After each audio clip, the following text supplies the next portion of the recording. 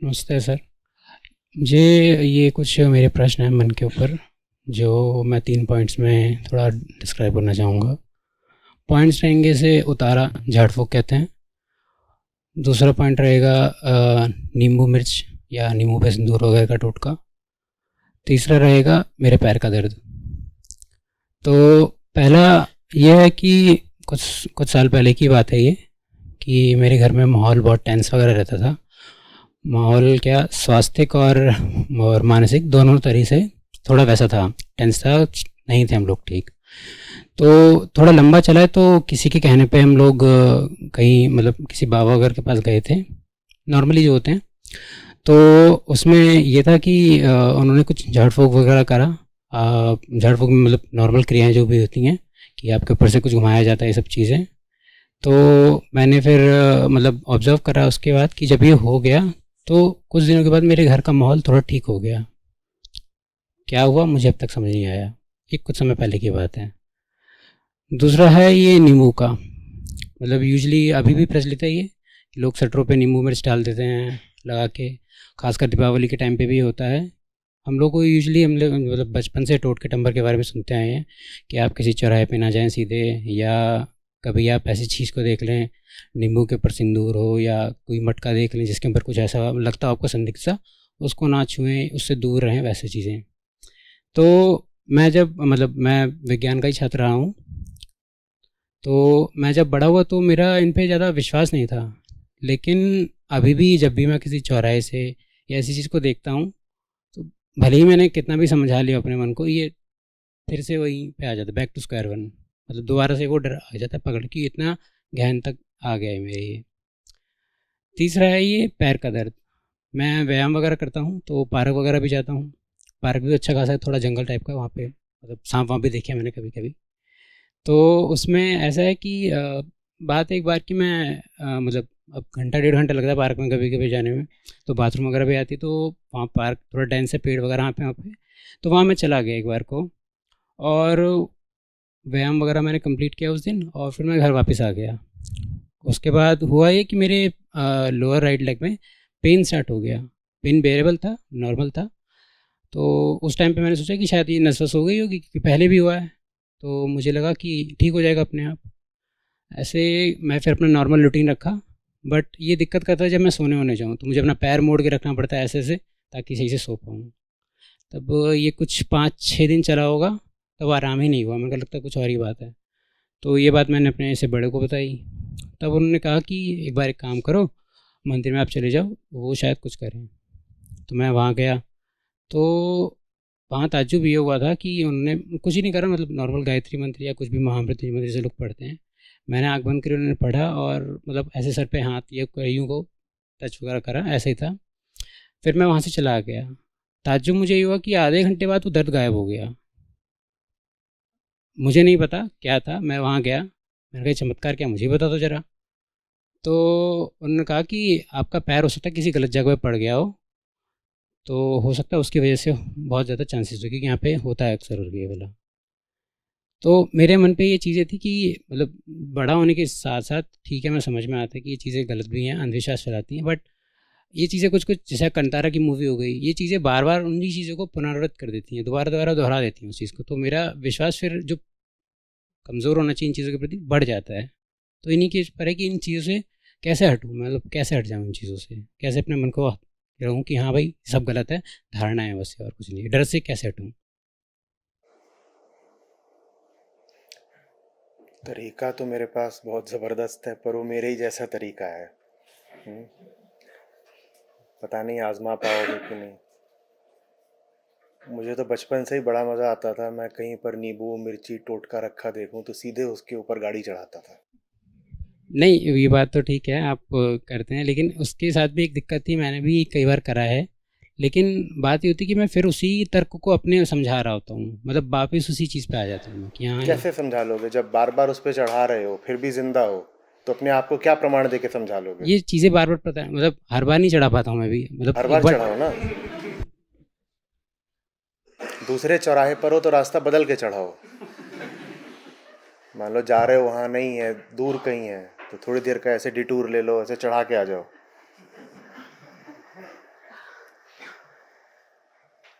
देखो कुछ चीजों पर जवाब देना भी प्रश्न को महिमामंडित करने जैसा हो जाता है। मैं इसमें क्या समझाऊं, ये किस तल का विवाद है कि नींबू मिर्ची खोपड़ा जादू टोना, क्या क्या बोलूं मैं इसमें। नींबू मिर्ची रखने से क्या हो जाएगा, क्या रख दो यहीं पर, फिर से रख दो, क्या। और सच बोल रहा हूं, मुझे ये बड़े मजे की फन की चीज रहती थी, जहां देखे इस पे चढ़ा दो, नींबू बोलता है पट।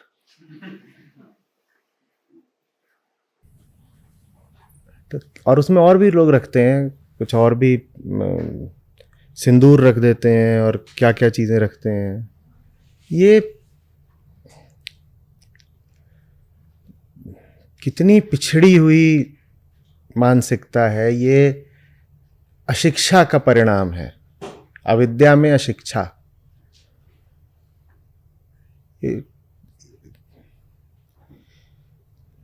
मेरे पास कुछ होता ही नहीं है इस पर बोलने को, क्या बोलूं इस पर, समस्या क्या है इसमें। मेरी समस्या ये है कि जो ये मन के ऊपर परतें जम गई है ना, वो ऐसे ही हटेगी।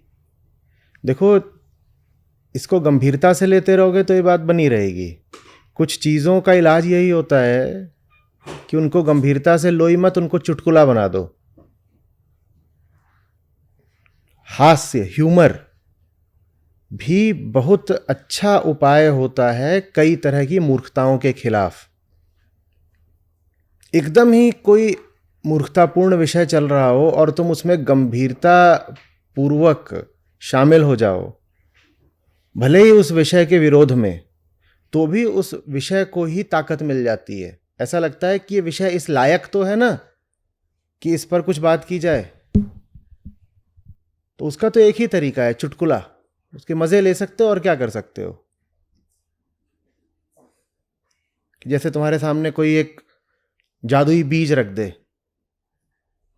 बोले ये जादुई बीज है, ऐसा है, इसमें करामाती शक्तियां हैं और एकदम महान बीज है, सीधे आसमान से उतरा है, ऐसा है वैसा। अब इसको आप ले जा करके और अपने घर में किसी गुप्त स्थल पर रख दीजिए जहाँ किसी को पता ना चले, कोई छूने ना पाए, खासतौर पे बच्चों की निगाह नहीं पड़नी चाहिए, और बिना नहाए धोए इसको स्पर्श भी ना करिएगा।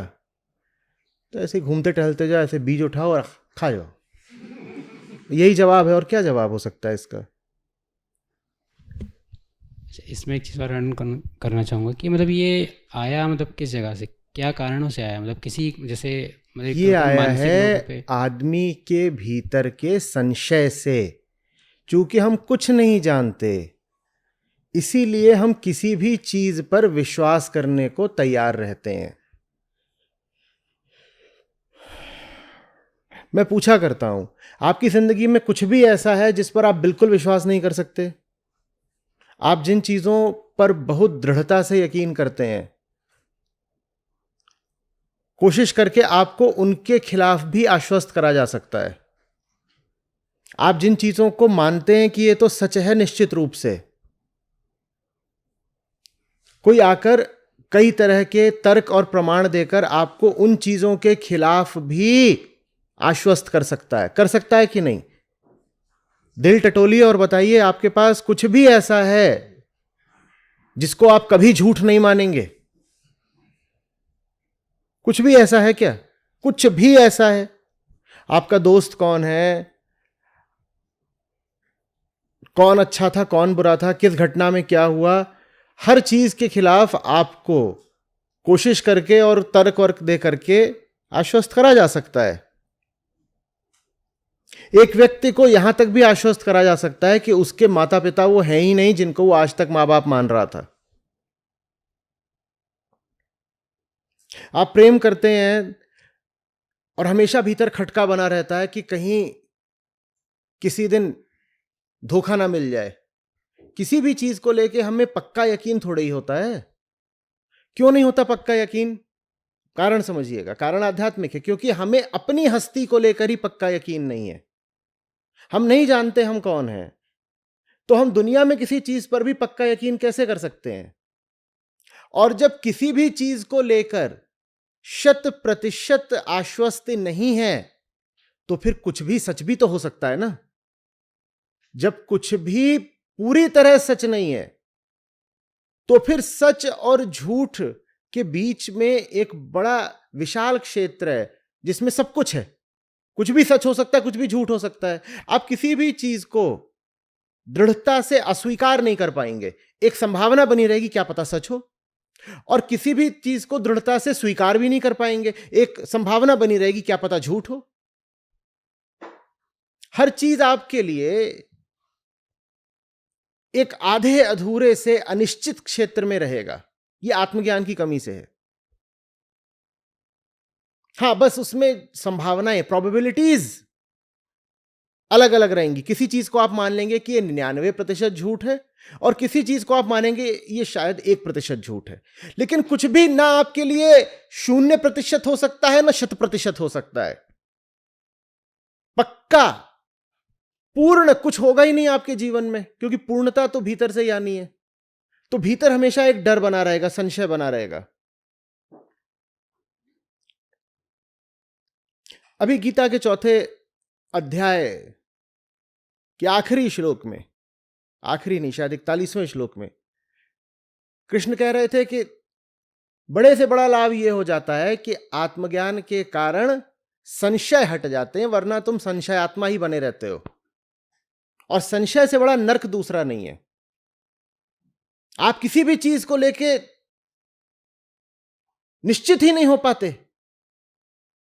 कभी भी पूरी नींद आ ही नहीं सकती, हमेशा खटका बना रहेगा कहीं कुछ गड़बड़ ना हो जाए। जिन चीजों को बहुत कीमती, बहुत महत्वपूर्ण समझते हो, उनको लेकर भी भीतर धुकधुकी मची रहेगी, छिन न जाए, धोखा ना दे दे, टूट ना जाए, नकली ना निकल जाए कहीं। और जब हर चीज को लेकर के यही है कि क्या पता सच हो, क्या पता झूठ हो, तो फिर आदमी खेलता है सुरक्षा का खेल। आदमी लगाता है एक रिस्क एवर्स स्ट्रेटेजी। अच्छा बताओ, ये पानी है, मुझे 99% भरोसा है ये पानी है, लेकिन 1% शक है कि ये जहर है। अब मैं इसे पीने का फैसला 99% के पक्ष में करूंगा या 1% के? देखा 1% की ताकत, यह होता है अंधविश्वास। 99% तो मुझे पता है वो नींबू मिर्ची से कुछ नहीं होगा। 99% मुझे भरोसा है पानी साफ है। 99% मुझे पता है नींबू मिर्ची से कुछ नहीं होता। लेकिन 100% मेरे जीवन में कुछ भी नहीं है, तो 1% संदेह बना रहता है कि क्या पता ये जहर हो, क्या पता नींबू मिर्ची से कुछ हो जाए। तो आदमी कहता है रिस्क कौन ले। आदमी कहता है भाई मान ही लो ना कुछ होता है, भाई दूसरा पानी ले लेंगे, भाई मान लेंगे कि नींबू मिर्ची है। इस तरीके से अंधविश्वास आगे बढ़ता है। वो आपके भीतर के आत्मसंदेह का फायदा उठाता है। हमारे भीतर जो स्पष्टता और पूर्णता की कमी है, उसका फायदा उठाकर अंधविश्वास आगे बढ़ता है। तर्क में तो आप भी कह देंगे कुछ नहीं होता, ये सब बेकार के टोने टोटके हैं। तर्क में आप भी कह देंगे, लेकिन व्यवहार में आप कहेंगे अगर 1% भी संभावना है कि इससे कुछ होता है, तो मैं ही क्यों जिंदगी को दांव पे लगाऊं।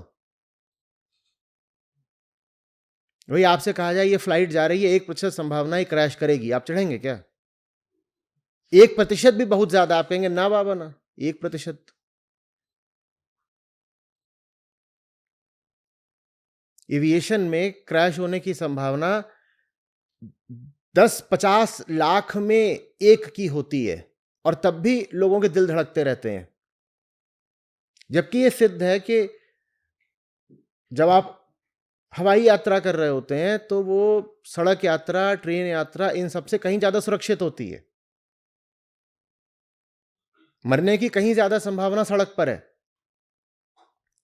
प्लेन क्रैश करेगा, ये करोड़ में एक की संभावना होती है। लेकिन फिर भी सड़क पर चलते हुए उतना आपका दिल नहीं धड़कता, वहां पे धड़कता है। ये सब बता भी दिया जाए तो भी। ये अंधविश्वास है हमारे भीतर का, जो आंकड़ों पर नहीं चलता, नामों पर, घटनाओं पर चलता है। उदाहरण के लिए, एक बार फलाने दिन फलाने पार्क में मेरी टांग में दर्द हुआ, तो वो फलाने टोटके से उतर गया। अब यहां पे आंकड़े नहीं है, यहां पे क्या है, यहां नाम है, यहां जगह है, यहां घटना पूरी है।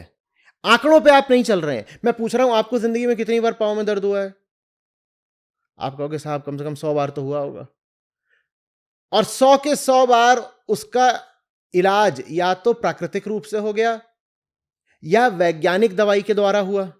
पर उन आंकड़ों की बात आप नहीं करोगे, आप एक घटना की बात करोगे। पता है चंदन नगर में एक व्यापारी रहा करता था,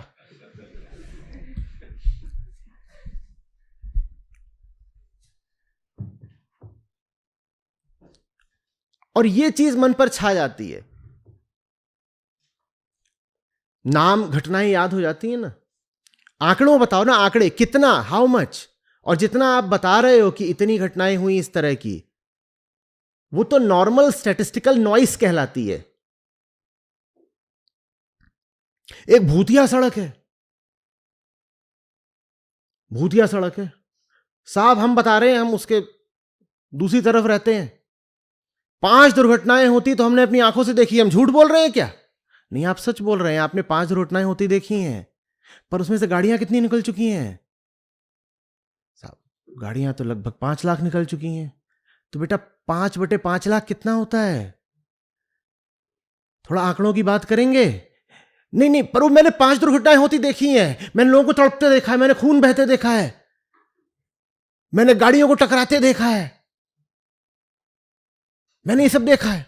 नहीं, आपने देखा है वो ठीक बात है, लेकिन जो आपने देखा है वो 5 लाख में 5 बार हुआ है। और आप उनकी बात क्यों नहीं कर रहे जो दुर्घटनाएं नहीं हुई?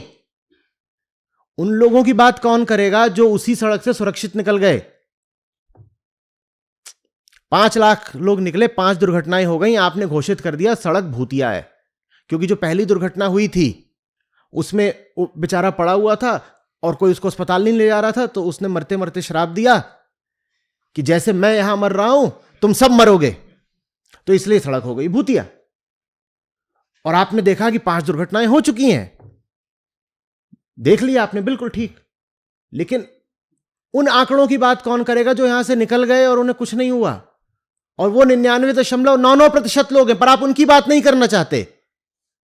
ये क्या भेदभाव है? वो जो 0.01 है उसकी खूब बात करनी है, 99.99 की बात नहीं करनी है। क्यों नहीं करनी है? रिस्क कौन ले? और अच्छा लगता है, रोमांच आता है ना। जिंदगी हमारी ऐसे ही होती हैं, उदास सी, उबी हुई सी। जैसे ही कोई बताए इधर भूतिया सड़क, एकदम नींद खुल जाती है। हाँ बताओ जरा क्या चल रहा? भूत भूत भूत भूत कहां बताया भूत? कोई सो रहा उठ ना रहा हो, उसको बोलो सूरज चढ़ाया तो नहीं उठेगा, उसको बोलो भूत चढ़ाया, वो तुरंत उठेगा। किसको भूत चढ़ाया बताओ? तो हम ऐसे उबे हुए लोग हैं ना, इसमें रोमांच आता है, बड़ा अच्छा सा लगता है। और आपकी जिंदगी जितनी डल उबी हुई होगी, जितनी प्राणहीन आपकी जिंदगी होगी, उतना आपको इन चीजों में रस आएगा। अब भारत देश ही ऐसा है, यहां जिंदगियां हैं ही सबकी बेरंग, बेरौनक, बेरस। तो यही एक तरीका मिलता है। अच्छा, और जिन लोगों पे सबसे ज्यादा ये भूत प्रेत वगैरह का असर होता है, आप गौर से देखिएगा, ये वो लोग हैं जिन्होंने सबसे ज्यादा दमित, सप्रेस्ड जीवन जिया होता है। समाज के जिस वर्ग से ज्यादातर वो लोग आते हैं जिनके ऊपर भूत प्रेत और ये सब चुड़ैल चढ़ते हैं, देखिएगा वो लोग कौन है। वो लोग हैं ज्यादातर जिन्हें घर में मुंह खोलने की भी आजादी नहीं होती, जो अपने आप को किसी भी तरह से अभिव्यक्त कर ही नहीं पा रहे होते हैं अपनी जिंदगी में। तो फिर जो उनका अवचेतन होता है, जो उनका सबकॉन्शियस बल्कि अनकॉन्शियस माइंड होता है, वो कहता है अब खुद को अभिव्यक्त करने का यही तरीका निकला है। जिंदगी में कभी नाचने को मिला नहीं, तो अब नाचने का यही तरीका है कि कुछ चढ़ गया है तो अपना झूम झूम के नाच रहे हैं। ऐसा नहीं कि वो योजना बना करके, ऐसा सोच करके करते हैं, पर ये भीतरी एक मांग होती है, वो आपको करना पड़ेगा। मुंह खोलने को कभी मिला नहीं, तो लो आज कुछ चढ़ गया है तो पूरा मुंह खोलेंगे और ऐसा ऐसा बोलेंगे जो कभी नहीं कोई बोलता। खुल के जियो तो इन सब चीजों से थ्रिल लेने की फिर जरूरत नहीं पड़ेगी। ये सस्ता रोमांच है, चीप थ्रिल्स। समझ में आ रही है बात? और आंकड़ों पे चला करो, घटनाओं पे नहीं। आंकड़े आंकड़े। ये नहीं होता कि एक चीज दिख गई, पूछो कितनी चीजों में से एक चीज दिख गई। जो एक चीज तुम्हें दिख गई है वो बिल्कुल ठीक हो सकती है, पर कितनी चीजों में से दिखी है वो एक चीज, बताओ ना। बहुत सारे होटलों में अभी भी वो 13वीं फ्लोर में रूम नंबर लिखते हैं 1412, 1412, 1411, 1410। वो कहते हैं हमारे यहां पे 13वीं मंजिल है ही नहीं।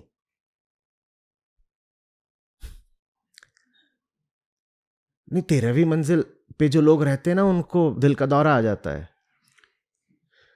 आया भी होगा किसी को, मैं पूछ रहा हूं उनकी बात कौन करेगा जो 13वीं मंजिल पे रहे, उन्हें कुछ नहीं हुआ। और क्या 12वीं मंजिल पर जो रहे उसमें दिल का दौरा आने वालों का अनुपात कुछ कम है क्या? 13वीं की तो बात कर रहे हो क्योंकि तुमने अंधविश्वास चला लिया। 12वीं और 14वीं मंजिल की बात क्यों नहीं कर रहे? भाई 13वीं मंजिल पर 1 लाख लोग रहे, उसमें से 4 को दिल का दौरा आ गया। बिल्कुल आया था, और उन 4 का नाम लेके आप कह सकते हो ये देखिए घटनाएं। पहला ये राहुल भट्ट, दूसरा ये, और 4 आप नाम बताओगे, लोग कहेंगे देखो प्रमाण के साथ बताया है कि 13वीं मंजिल खतरनाक होती है। प्रमाण के साथ बताया, प्रमाण नहीं है, वो अशिक्षा है, इलिटरेसी है, स्टैटिस्टिक्स नहीं पढ़ी कभी।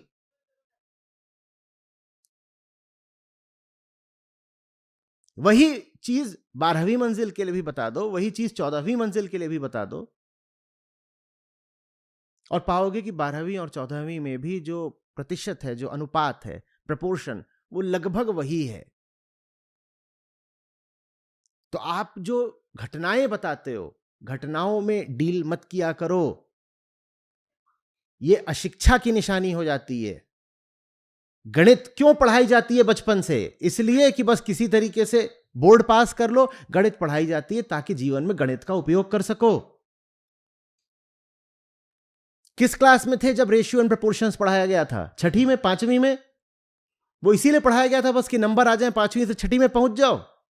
वो पढ़ाया गया था ताकि इस तरह का अंधविश्वास जब सामने आए तो वहां पर थोड़ा भेजा, थोड़ी गणित लगा सको।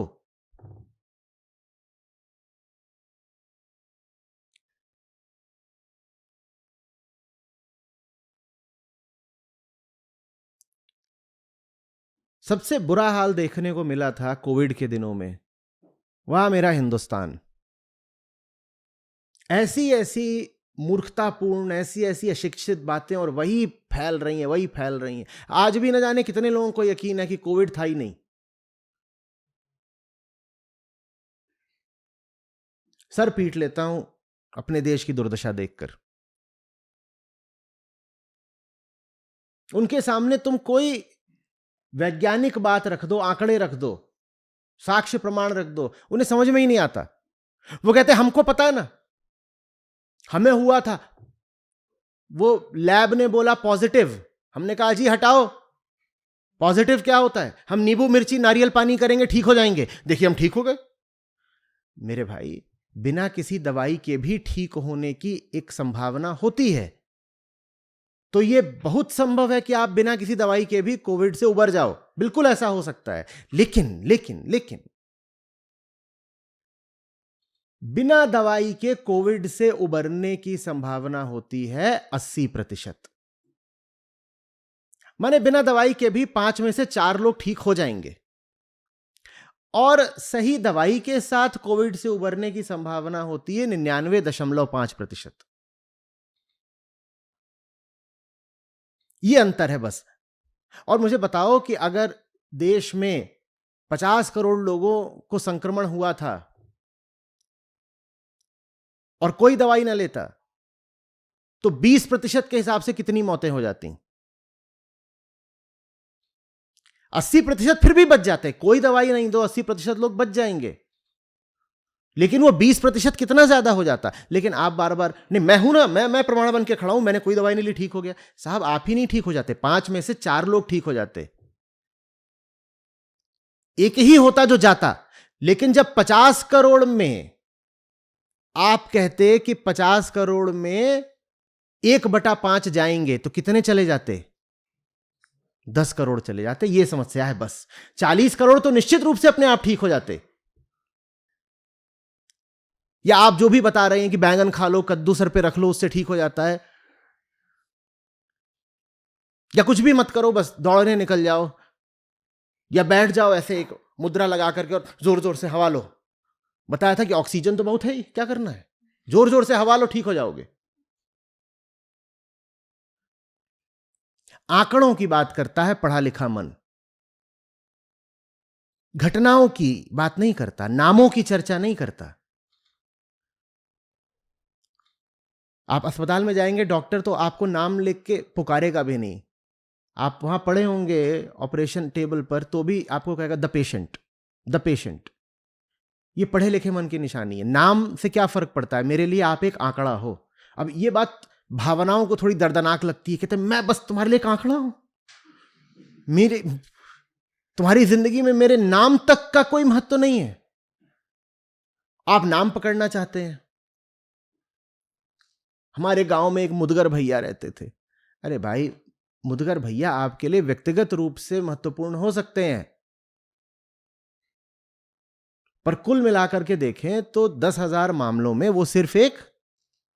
तो उनके साथ जो भी हुआ, जो वो उनके नाम के आधार पर, एक घटना के आधार पर, एक स्टैंड अलोन इवेंट के आधार पर निष्कर्ष नहीं निकाला जा सकता।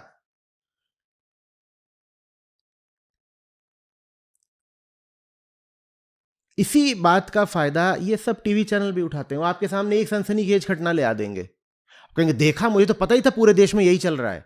वो एक घटना है, उससे ये कैसे साबित हो गया कि पूरे देश में वही चल रहा है?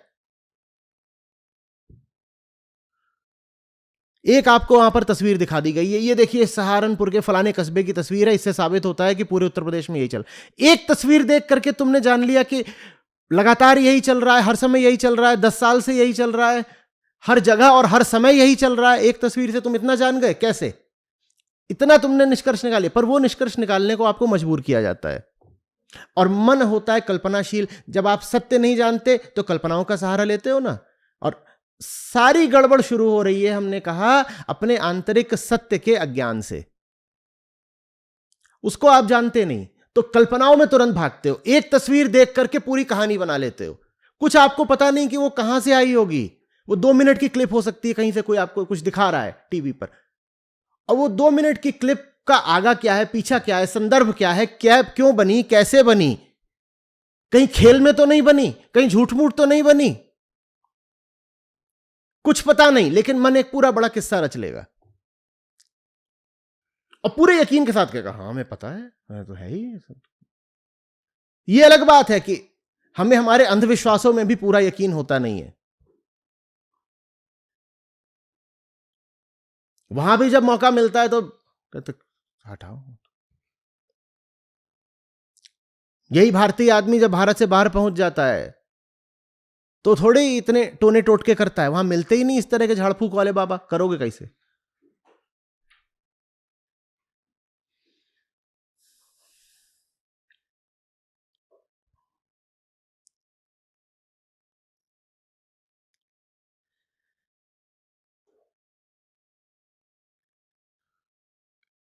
आदत मत डालिए, जो नहीं पता उसको भी मान लेने की कि पता है। सारा खेल उपनिषदों में इसी का है। जो नहीं जानते उसे जानने की कोशिश करो, और जो जानते ही हो उस पर सवाल खड़ा करो।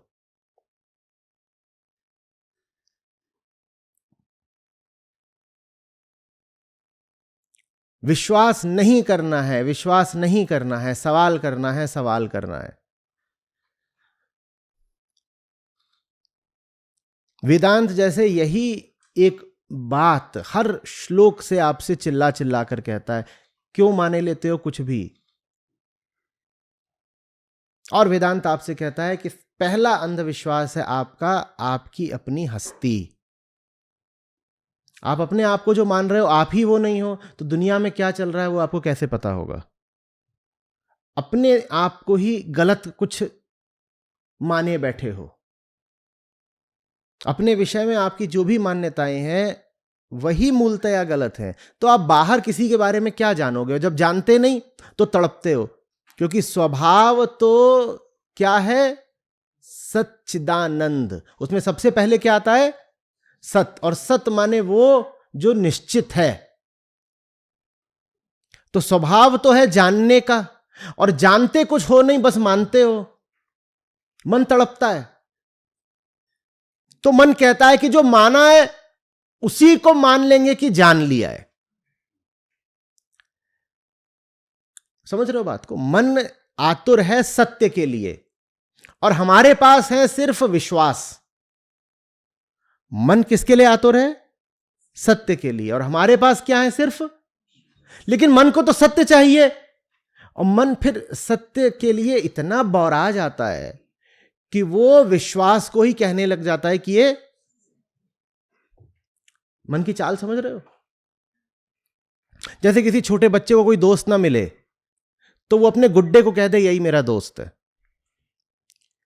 वैसे ही हमें सत्य नहीं मिलता तो हम विश्वास को ही सत्य बना लेते हैं। हमें सत्य नहीं मिला ना, तो हमने अपनी मान्यताओं, धारणाओं, इन्हीं को हमने कह दिया कि यही सत्य है। ये सत्य तो है नहीं। आप इनको माने ही बैठे हो सत्य, तो भी जिंदगी में चैन तो आता नहीं, उल्टे परेशानी ही रहती है। इससे कहीं बेहतर है ना कि इन सबको परे रख करके सच्चाई के लिए ही कुछ निष्ठा बना लो।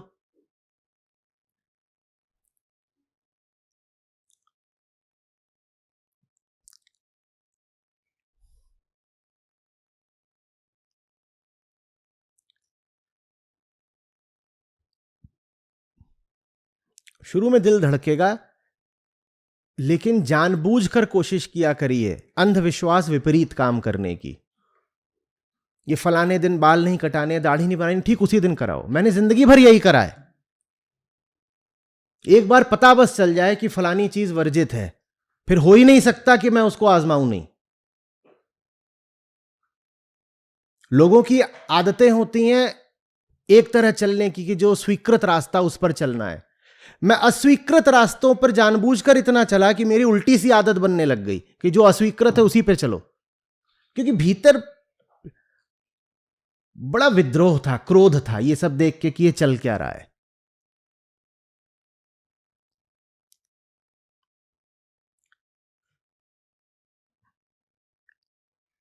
आ रही बात समझ में?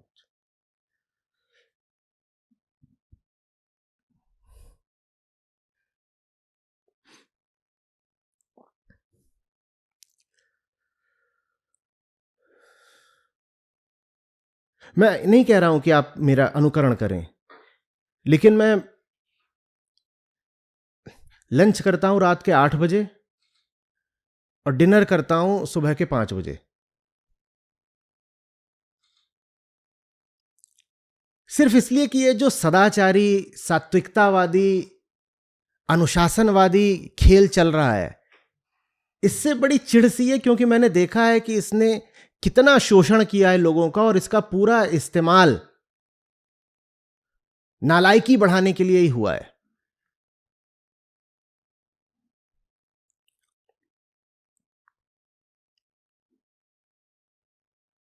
दो बजे रात नहाता हूं।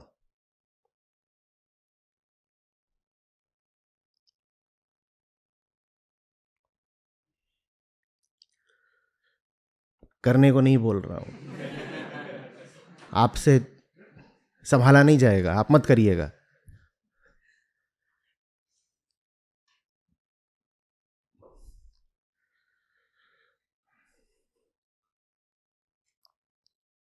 और कोई अच्छी चीज भी नहीं है ये, मत करिएगा, बिल्कुल नहीं।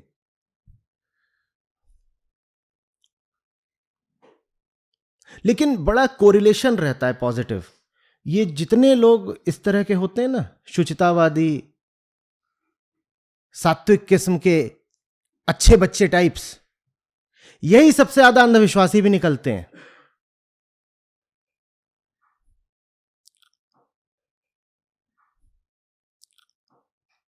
सुबह उठता है एकदम ब्रह्म मुहूर्त में, नहाता है, धोता है, फिर दही चाटता है।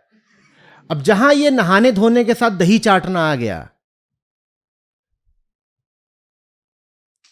वहां मुझ पे फिर फितूर आ जाता। मैं कहता हूं माने ये जो नहाने धोने वाले होते हैं सही समय पे, ये नहा धो के पहले दही चाटेंगे फिर बाहर निकलेंगे, तो ठीक है। जैसे मुझे तुम्हारी दही नहीं चाहिए, वैसे मुझे तुम्हारा नहाना धोना भी नहीं चाहिए। तुम कहते हो सुबह सुबह नहाओ, मैं आधी रात को नहाऊंगा, देखते हैं क्या होता है। अभी तक तो कुछ नहीं हुआ, अच्छा ही हुआ जो हुआ।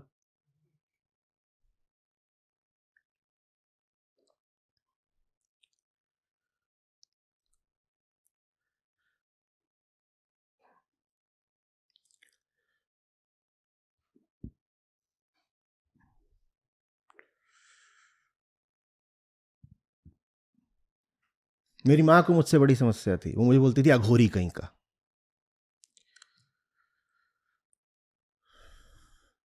हरकतें ही सारी वही थी।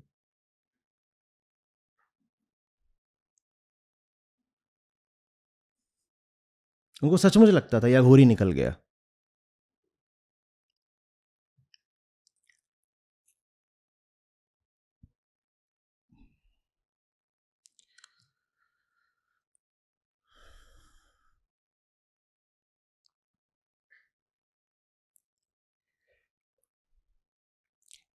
ये कुछ ना कुछ रिश्ता सा बन गया है, धार्मिक होने में, परंपरावादी होने में, सात्विक होने में और अंधविश्वासी होने में। इन चारों के बीच एक हेवी कोरिलेशन बन गया है। बन गया है कि नहीं बन गया है? ये चारों चीजें जब पाएंगे आप तो लगभग एक साथ ही पाएंगे, और ये बड़ा खतरनाक एक गठजोड़ है कि जो धार्मिक है वो अंधविश्वासी भी होगा, जो धार्मिक है वो परंपरावादी भी होगा, जो धार्मिक है वो सात्विक किस्म का सांस्कृतिक जीवन भी जीता होगा, कि जो धार्मिक है वो संस्कृतिवादी भी होगा। ये बहुत सब अलग अलग चीजें हैं, आपने इनको एक कैसे बना दिया? धर्म का अंधविश्वास से क्या संबंध? धर्म का परंपरा से क्या संबंध?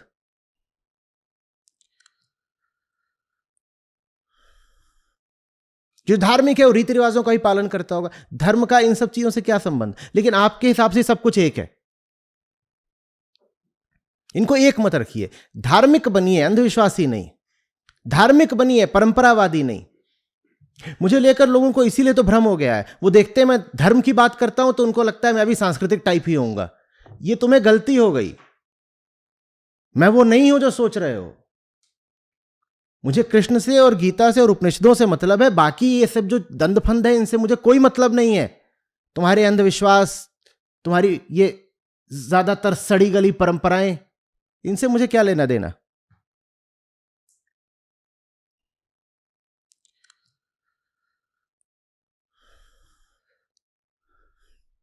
लेकिन जो गलत समझ बैठे उनकी भी बहुत भूल नहीं है, क्योंकि ज्यादातर यही होता है कि जो राम का नाम ले रहा होगा वो राम के नाम से दुर्भाग्यवश जो बहुत सारे अंधविश्वास जुड़ गए उन अंधविश्वासों को भी मान रहा होगा।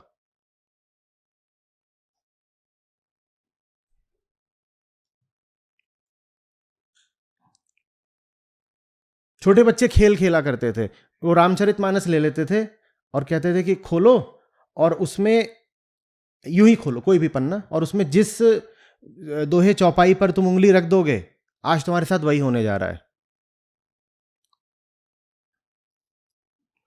जो राम सत्य का प्रतीक हैं, देखो हमने उनके काव्य के साथ भी क्या कर डाला।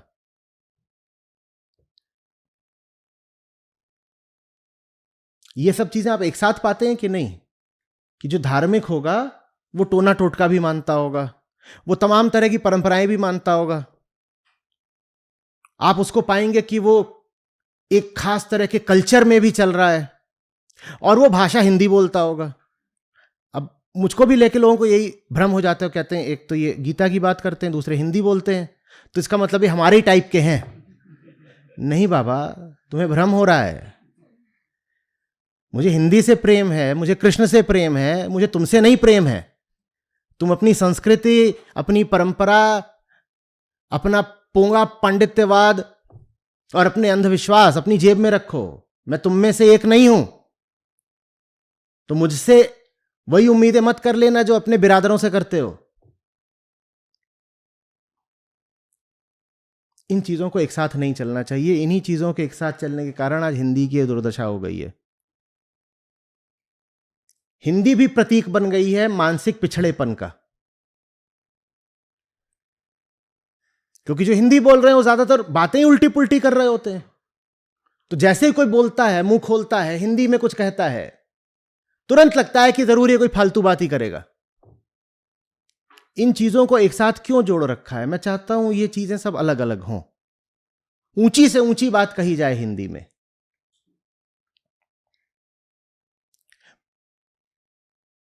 जो राम का नाम ले वो पिछड़ा ना हो, एकदम जो खुले विचार के लोग हों वो ले राम का नाम।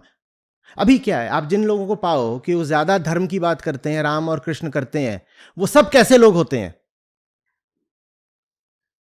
ज्यादातर वही दिमाग से पिछड़े हुए, इधर उधर की बातें, कई बार तो कम शिक्षित, नफरत से भरे हुए, एकदम ऐसे ही होते हैं ना।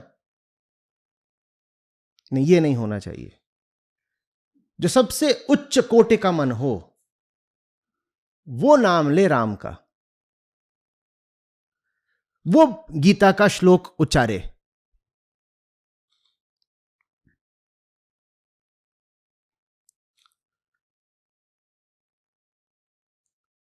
आप समझ रहे हैं इन बातों को?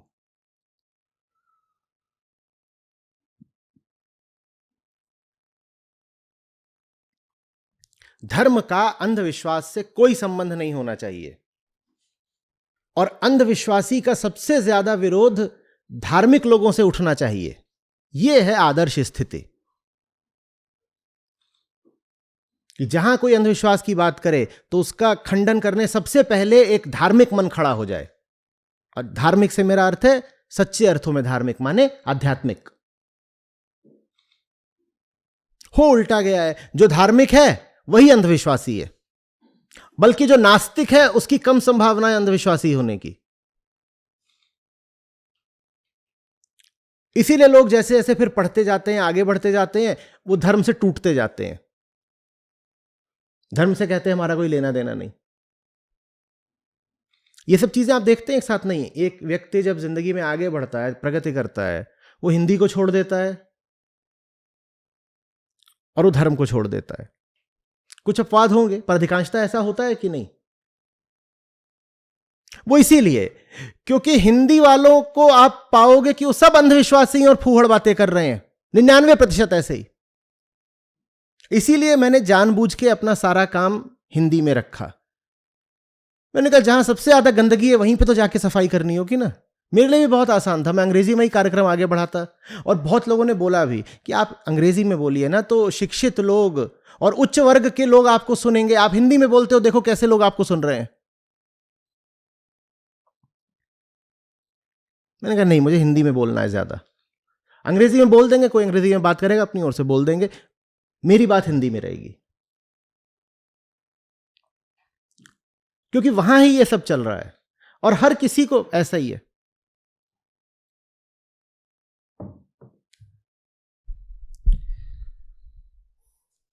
मैं आईआईटी में गया तो वहां पर फ्रेशर्स के ही दिन चल रहे थे। उसी समय पर कविता थी मेरी, मैं नाम से। मैं तो मैगजीन थी वहां की, शायद कॉर्नुकोपिया थी या कैंपस रंपस नाम से चलती थी, उसमें वो छप गई। लोगों को बड़ा अच्छा लगा और बात फैल गई कि फ्रेशर्स बैच में एक कोई है और धांसू लिखता है। तो सीनियर्स थे जो कुछ जानते थे हिंदी, उन्होंने कह दिया इसका नाम होगा निराला। तो अच्छी बात है, लेकिन उसका प्रभाव ये हुआ कि जो वहां पर दिल्ली की जनता थी फ्रेशर्स बैच में, जो मुझे जानते नहीं थे, अभी तो सब फ्रेशर्स ही एक दूसरे को कितना जानते हैं। उन्होंने जब वो कविता देखी तो मेरा नाम रख दिया HMT। जो हिंदी वाले ही लोग थे उन्होंने तो कहा प्रशांत त्रिपाठी निराला, अब तरीके उनके।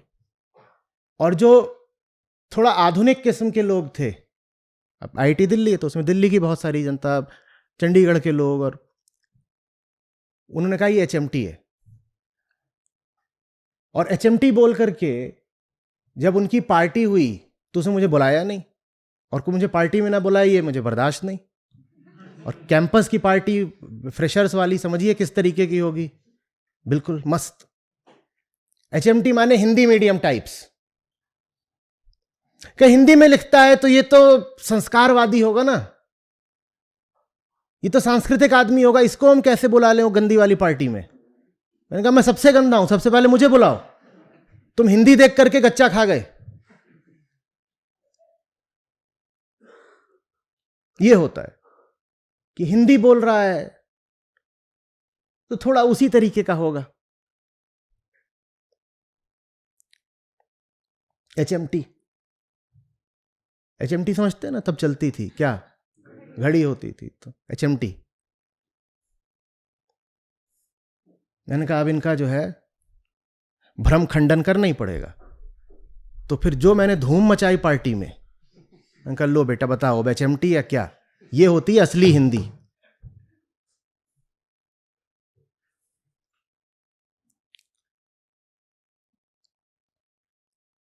समझ में आ रही है बात? इन चीजों को एक दूसरे का पर्याय मत बनने दीजिए। ये ना हो कि ये सब समानार्थी हो जाए, कि आप हिंदी बोलो तो किसी को लगे तुरंत कि पिछड़े हुई सोच का होगा। नहीं, ऊंची से ऊंची बात, खुली से खुली बात बोलिए, हिंदी में बोलिए। आप राम का भजन करो तो किसी को यह ना लगे कि चित्त से उदार नहीं होगा और दूसरे लोगों से नफरत ही करता होगा क्योंकि राम का नाम ले रहा है ना। राम के नाम का मतलब ही ये दुनिया भर से नफरत करना। ये नहीं होना चाहिए। आप राम का नाम लो और कटिंग एज टेक्नोलॉजी का आपको पता होना चाहिए। मन गहराई से वैज्ञानिक होना चाहिए। वैसे मैं कुर्ता पहनता था तो उससे भी कईयों को कहे अच्छा कुर्ता पहन लिया है, कुर्ता पहन लिया ने बाबा बन गया है। मेरे बैचमेट्स को भी अजीब लगा। एक आया एक बार US से, तो मिल रहा है मुझसे 15 साल बाद, वो आया, उसे मैं संवाद लेके पहुंचा था। बोलता यार PT तू बाबा बन गया। मैंने कहा ठहर।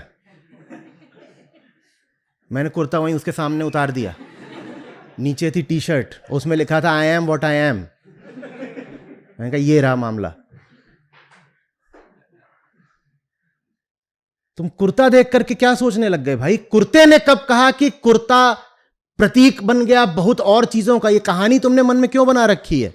तुम कुर्ता नहीं पहनने दोगे मुझे। और कुर्ता मैं इसलिए पहनता था, पहले मैं जाता था तो यही शर्ट और ट्राउजर्स पहन करके, अब लंबे घंटों की यात्रा और उसके बाद उसको पहन करके बैठना। अब मेरा निकलने लगा था पेट, और ट्राउजर से सब पुराने, तो वो क्या करते थे पेट में, वो घुसते थे, तकलीफ करते थे। मैंने कहा पैजामा बेहतर है। इसी तरीके से शर्ट पहन के कौन बैठे इतनी देर तक, टाइट सी लगती है। कुर्ता डाल लो ढीला ढाला, बढ़िया रहेगा। तुमने कुर्ते को किस बात का प्रतीक समझ लिया? ये मत करिए, नहीं तो ये हो जाएगा कि कुर्ता बस होली दिवाली के लिए बचेगा, आम आदमी हिंदुस्तानी लिबास से भी दूर चला जाएगा। इतना ही नहीं, जब भी किसी को हिंदुस्तानी लिबास में देखा जाएगा तो यही माना जाएगा कि ये पिछड़ी सोच का कोई अंधविश्वासी जैसा होगा। ये मत होने दीजिए।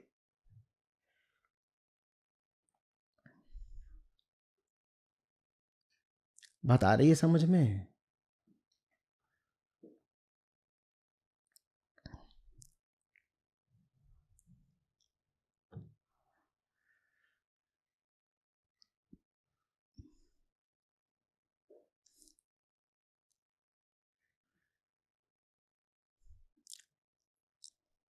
ज्यादातर धार्मिक लोग तो मॉडर्निटी से ही घबराते हैं, और वेदांत है पोस्ट मॉडर्न।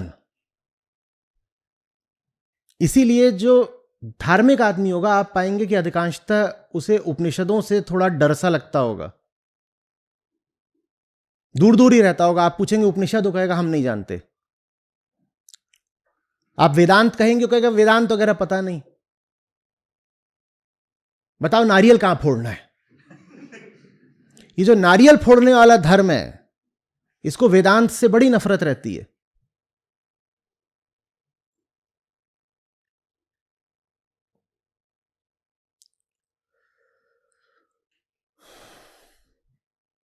वेदांत क्या है? सुपर मॉडर्न,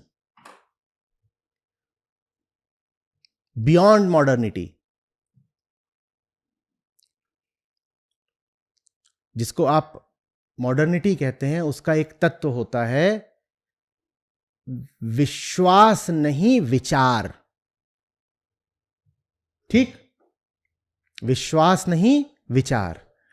और वेदांत कहता है निश्चित रूप से विचार, और ऐसा विचार कि विचार संसार से भी आगे बढ़कर बन जाए आत्मविचार। रमण महर्षि क्या करते थे? आत्मविचार बोलते थे। जरा इधर भी तो सोचो,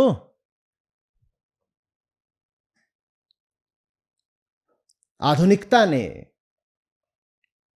और उदारवादी मूल्यों ने तो आपको यही कह दिया कि दुनिया में जो कुछ भी चल रहा है उसको मान मत लेना, प्रयोग करेंगे, जानेंगे, पूछेंगे, चर्च की सत्ता को स्वीकार नहीं करेंगे, हम सोचेंगे हमें कैसे जीना है और अपने कायदे खुद बनाएंगे। ठीक है, ये बात यूरोप से आई। आधुनिकवाद भी, आधुनिकता भी और उदारवाद भी। लेकिन जो बात आपके पास बहुत पहले से है उसको पकड़ के रखिए, वो और आगे की है। वो बस लिबरलिज्म की नहीं है, वो लिबरेशन की बात है। जब आप कहते हो मुझे लिबरल होना है, तो उसका ताल्लुक होता है संसार से, कि संसार को लेकर मैं लिबरल हूं, दूसरों को लेकर मैं लिबरल हूं। भाई तुम्हें जो ठीक लगता है तुम करो। और लिबरेशन का अर्थ होता है कि मैं स्वयं को भी लिबरेट कर देना चाहता हूं। लिबरल वैल्यूज कहती हैं किसी दूसरे को अपने ऊपर नहीं चढ़ने देना है, और लिबरेशन कहता है दूसरे को तो अपने ऊपर नहीं ही चढ़ने देना है, खुद भी अपने ऊपर चढ़ के नहीं बैठ जाना है। लिबरल वैल्यूज कहती हैं किसी दूसरे की गुलामी नहीं स्वीकार करनी है। लिबरेशन कहता है अपनी भी दासता से मुक्त हो जाना है। तो वेदांत पिछड़ेपन के लिए नहीं है। आप यहां बैठे हो और पिछड़ी सोच की बातें करोगे तो हमारा आपका कोई रिश्ता नहीं। वेदांत तो बहुत बहुत विकसित, उदारवादी और अति आधुनिक सोच का है।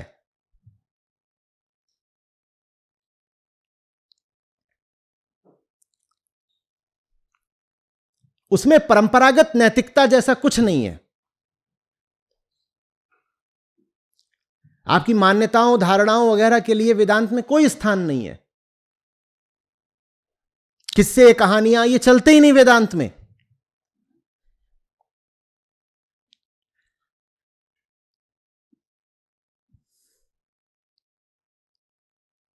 वेदांत का संबंध आपके पहनावे से नहीं है। तो ये मत सोचिएगा कि एक तरह का जो पहनावा रखते हैं वो लोग धार्मिक हैं। नहीं, आप में से कई ऐसे भी हो सकते हैं जो आमतौर पर शर्ट पैंट पहनते हो, यहां आने के लिए आपने कुर्ता पहना हो। ऐसी कृपा मत करिए। कुर्ता पैजामा और वेदांत, इनका आपस में कोई जोड़ नहीं है। मैं नहीं कह रहा कि ये दोनों विपरीत हैं, पर इनका आपस में कोई निश्चित संबंध भी नहीं है।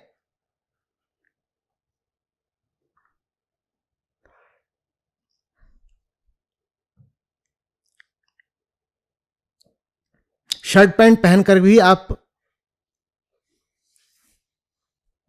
वेदांती निश्चित रूप से हो सकते हैं। और वेदांत कोई विचारधारा भी नहीं है कि मैं कह दूं वेदांती।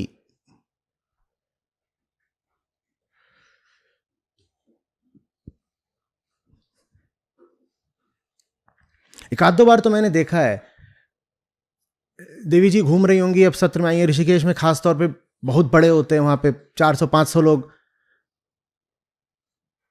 तो वहां वो साड़ी पहने हैं, उनसे चला नहीं जा रहा है ठीक से। उनको देखकर मैं एकदम ख्याल आया कि ये आमतौर पे साड़ी पहनती नहीं है, क्योंकि उधर जब होता है तो विदेशों से भी लोग आते हैं। ये पहनती नहीं है। इनको लगा है कि ये आचार्य जी हैं ना। अरे भैया, आचार्य माने बताने वाला। कहीं आचार्य जी के सामने अगर स्कर्ट में चले गए तो नाराज हो जाएंगे। भाई, आचार्य जी ने जीवन भर स्कर्ट वालियों से ही ताल्लुक रखा है, क्यों नाराज हो जाएंगे? स्कर्ट और साड़ी के खेल में कहां फंस गए तुम? अध्यात्म परिधानों की बात थोड़ी है। अब उनसे चला नहीं जा रहा है ठीक से। मैं वहां बैठा हुआ देख रहा हूं, चाय दी गई, ये देखो अभी गिर पड़ेंगी। पर इनको लगा वेदांत महोत्सव है, तो इसमें स्कर्ट पहन के कैसे बैठ सकते हैं?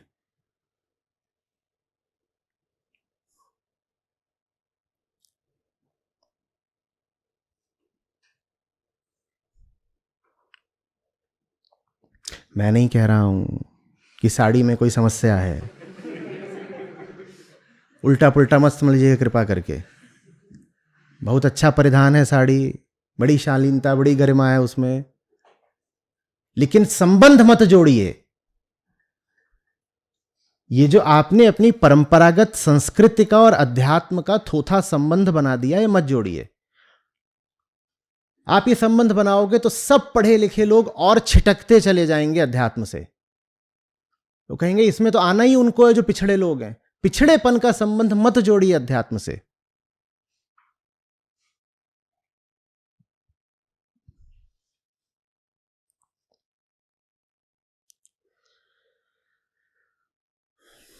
अब जैसे तुमने मुझसे जो सवाल करा, उदाहरण बताता हूं। कोई साइंटिफिक कॉन्फ्रेंस हो रही होती, क्या तुम ये सवाल कर पाते वहां पर?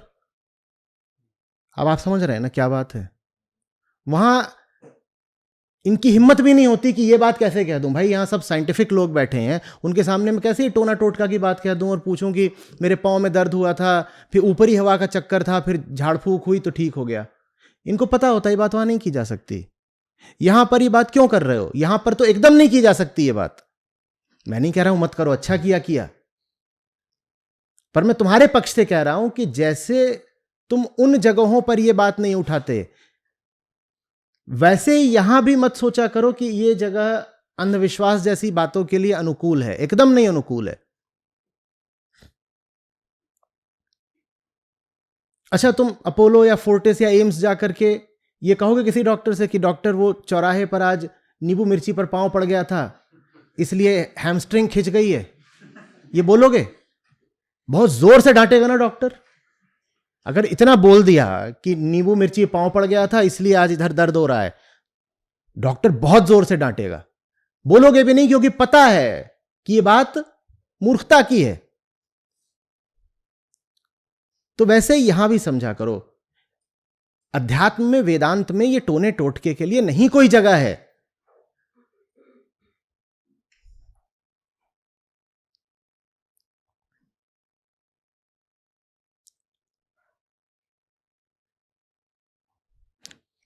और इसीलिए पश्चिम ने, बड़ा होशियार है पश्चिम, उसने भारत से वही लिया है जो बस लेने लायक चीज थी।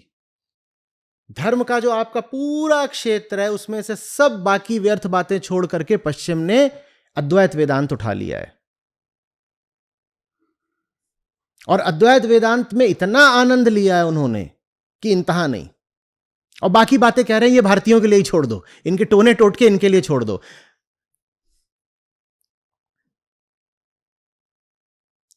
कोयले की खान में से जो हीरे मोती हैं, बस वो ले गए हैं विदेशी। और उनके लिए अद्वैत, नॉन डुअलिटी, एक बड़ा ऊंचा, सेक्रेड, पवित्र शब्द है। और भारत से ही लिया उन्होंने। उनकी बाकायदा कॉन्फ्रेंसेस होती हैं, एक का नाम है sand, science and non duality,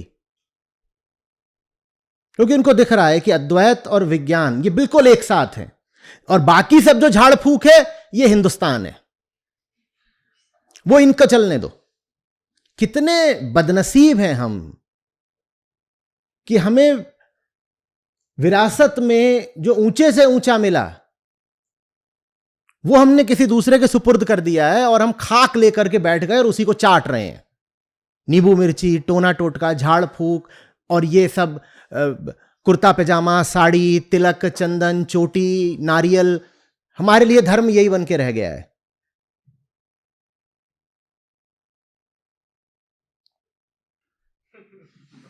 लाओ रे नींबू मिर्च लाओ, यहां रखो।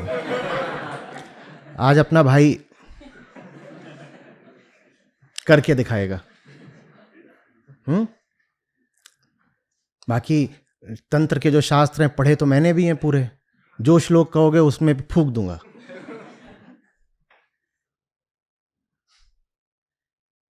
वैसे ये सब तो तंत्र शास्त्र में भी कहीं नहीं है, ये भी बता दूं। ये जो चलता है ये कहीं पर भी नहीं है।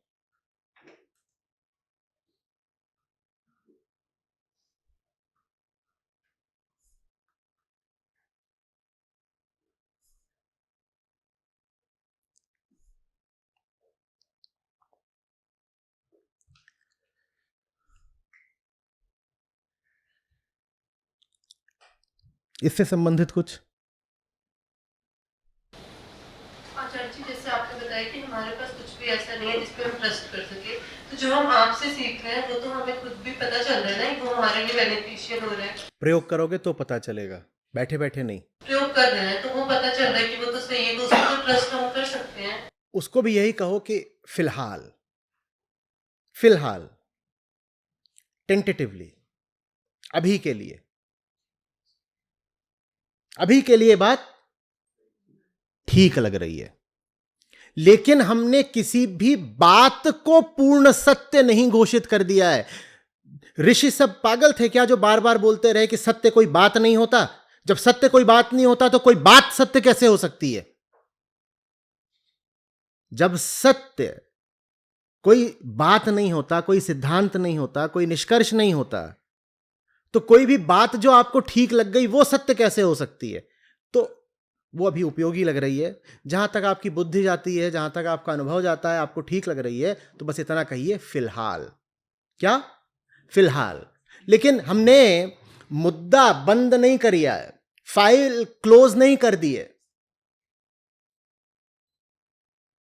हमने ये संभावना खुली रखी है कि भविष्य में कभी इससे भी ऊंची और बेहतर कोई बात पता चलेगी तो आगे बढ़ेंगे ना। विज्ञान इसीलिए बहुत जबरदस्त है, वहां जो भी कुछ बताया जाता है, विज्ञान में भी और फिलॉसफी में भी, उसके साथ में यह भी बता दिया जाता है कि यह जो बात है यह फॉल्सिफाई कैसे की जा सकती है। मैं आपके सामने कुछ रख रहा हूं और साथ ही साथ यह भी बता रहा हूं कि अगर कुछ और है जो प्रमाणित हो जाए तो जो मैंने रखा है वो फॉल्सिफाई हो जाएगा, माने गलत सिद्ध हो जाएगा। तो यह संभावना हमेशा रखिए कि अभी आप जहां तक पहुंचते हैं उसके आगे भी कुछ हो सकता है, और निश्चित जानिए आप जहां कहीं भी पहुंचे हो उसके आगे कुछ होता ही होता है। तो इसीलिए कभी भी मुद्दे पर ढक्कन नहीं लगा देना चाहिए, बस इतना कह देना चाहिए फिलहाल हाँ बात ठीक है, अभी के लिए ठीक है, और अभी के लिए ठीक है तो इस पे अभी अमल कर रहे हैं, और अमल अगर इस पर ठीक से किया तो संभावना यही है कि और ज्यादा बेहतर और ऊंची बात कुछ खुलेगी। बिना प्रयोग करे कुछ मत मानना, और न ऐसा कर देना कि मान लिया और प्रयोग नहीं किया। प्रयोग करना माने जीना। जियोगे तो ही भीतर दृढ़ता आएगी, नहीं तो बातों का क्या है? एक बात इधर से, दूसरी बात उधर से, दूसरी बात पहली बात को काट देगी। अभी मेरी बात सुन रहे हो तो लगेगा ठीक है, कोई और इधर उधर की बात सुनोगे लगेगा वो ठीक है। बातों से कुछ नहीं होता, जी के देखो तब कुछ पता चलता है।